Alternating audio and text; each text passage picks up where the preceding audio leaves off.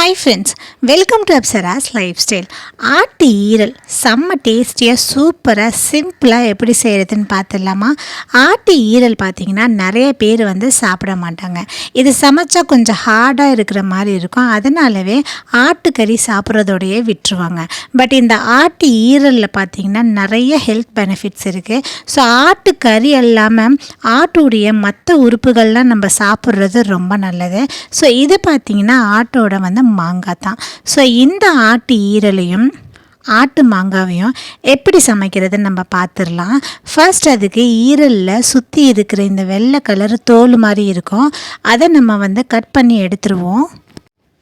அந்த தோலெல்லாம் கட் பண்ணி எடுத்த பிறகு பார்த்திங்கன்னா நம்ம ஈரலை நமக்கு பிடிச்ச ஷேப்பில் வெட்டிப்போம். ஸோ ஈரல் நல்லா பெருசாக இருக்கிறதுனால ஃபர்ஸ்ட்டு நான் நீல வாக்கில் கட் பண்ணிவிட்டு அதுக்கப்புறம் நான் கட்டமாக க்யூபாக நான் கட் பண்ணி எடுத்துக்கிட்டேன்.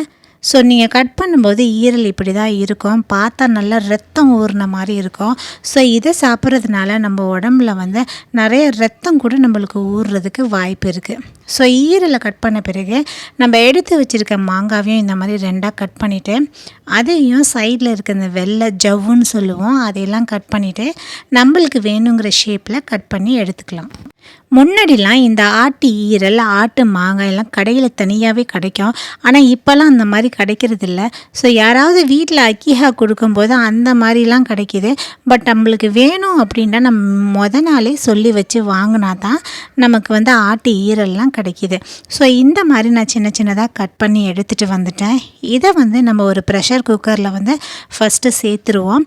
ப்ரெஷர் குக்கரில் சேர்த்த பிறகு ஃபஸ்ட்டு ஒரு 1/2 டீஸ்பூன் அளவுக்கு மஞ்சள் தூள் சேர்த்துப்போம்.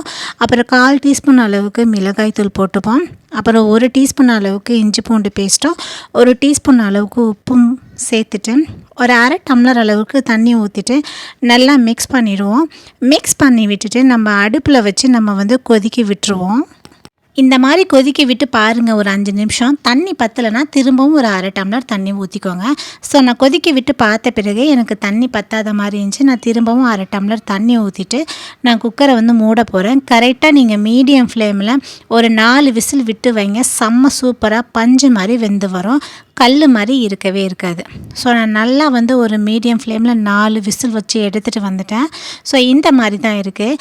அதை நம்ம இன்னொரு கடாயில் ஒரு 2 டீஸ்பூன் அளவுக்கு எண்ணெய் சேர்த்துட்டு நல்லா வேக வச்ச நம்ம ஆட்டு ஈரலை அந்த பேனில் சேர்த்துருவோம். சேர்த்த பிறகு நான் இங்கே 1 டீஸ்பூன் அளவுக்கு கரம் மசாலாவும் 1 டீஸ்பூன் அளவுக்கு பெப்பர் பவுடரும் சேர்த்துருக்கேன். இது கூட உங்களுக்கு வேறு எந்த மசாலா சேர்க்கணும், உங்கள் ஃபேவரட் மசாலா எதுவாக இருந்தாலும் நீங்கள் நல்லா சேர்த்துட்டு இந்த தண்ணி வற்றுற அளவுக்கு நம்ம பெரட்டி விட்டு கிண்டி எடுத்தாலே நம்மளுக்கு சூப்பரான ஆட்டோட ஈரலோட பெப்பர் மசாலா இங்கே ரெடி ஆகிடுச்சு.